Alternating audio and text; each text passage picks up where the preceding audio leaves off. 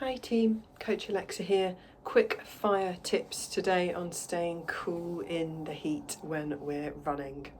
First of all, make sure you're drinking plenty of water throughout the day anyway, to be honest, in warm weather, but also before and during a run.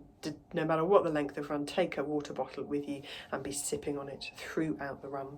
If you fancy it, add some electrolytes as well, because we lose more of those when we sweat.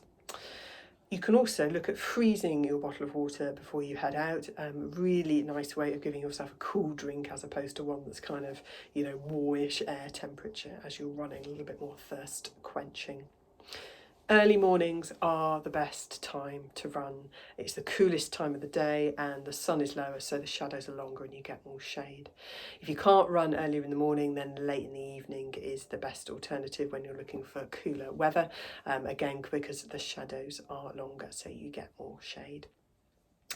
Wear a light coloured top to reflect the heat, so a light colour or white is ideal. Also, if you can, find a light coloured running cap to wear.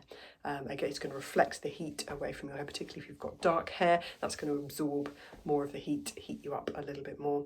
You can also douse that cap under some cold water before you head out, or even one of those sort of buff kind of neck things that you might wear in the winter. Douse that with cold water before you head out, either around the wrist or around your neck. It keeps you nice and cool. Trails, parks, running down by a river or a body of water is going to be cooler than running in a built-up urban area.